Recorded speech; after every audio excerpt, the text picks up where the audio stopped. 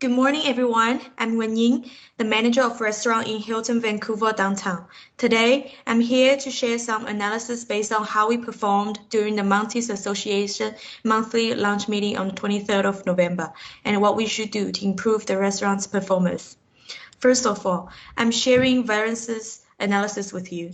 For the sales variances, the actual sale revenue of Hilton Vancouver is $2,275, and the master budget of Hilton Vancouver is $2,280.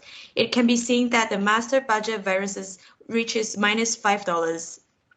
The main reason for this small difference is that even though the actual number of attendees is higher than the projected level, the unit registration fee declines, causing the finally slight decrease of actual sales revenue.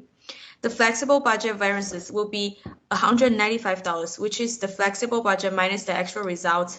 The variance of $195 is resulted from the change of registration fee per attendee. For specific reason, it may caused by the lack of research by employees when deciding the registration fee. It recommends the hotel to make better budget for the registration fee per attendee after researching in order to avoid causing such variance. The sales volume variance is $190, which is the flexible budget minus the master budget. It fixes the registration fee at the budget level. Then calculated the impact of change in number of attendees on the sale. It may be caused by wrong estimation for participants due to customer or employee error. It recommends that the hotel communicates more regularly with customers.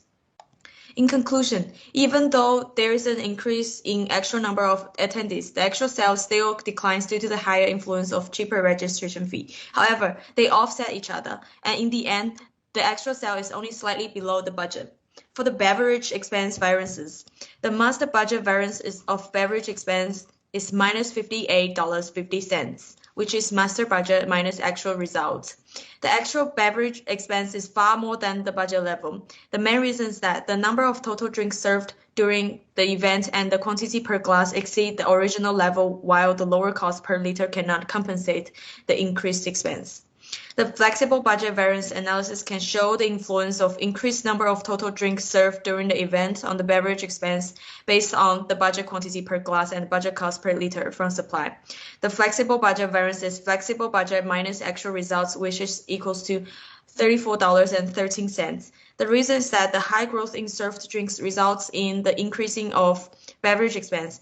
This may be caused by employees make mistakes in their work who ignore controlling the number of served drinks. It recommends to train employees before the event and clearly tell them not to serve drinks over a certain number.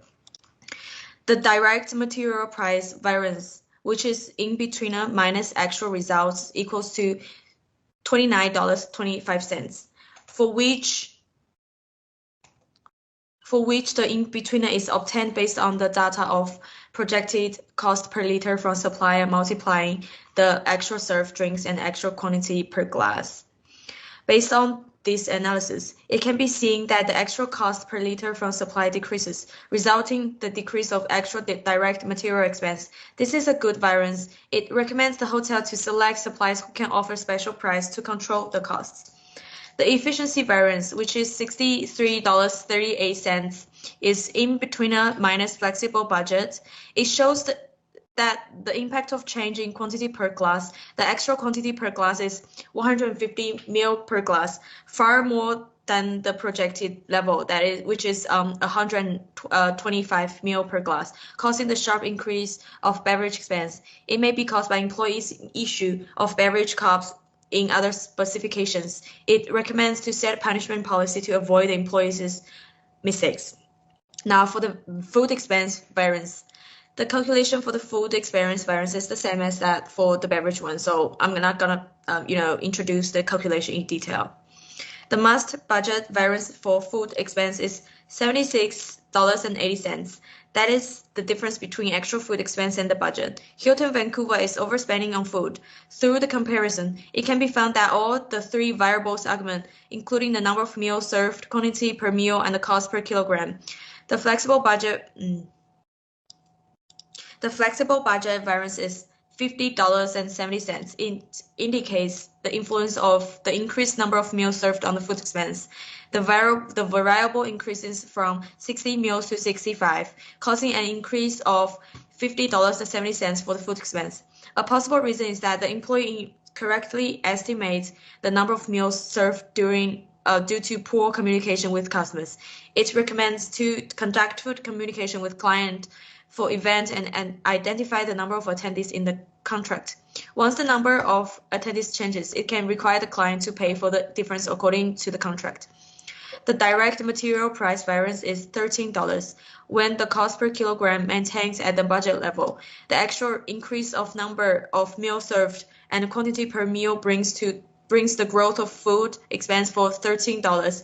It may be caused by the increase of supply food price since the hotel does not sign the contract with suppliers in advance.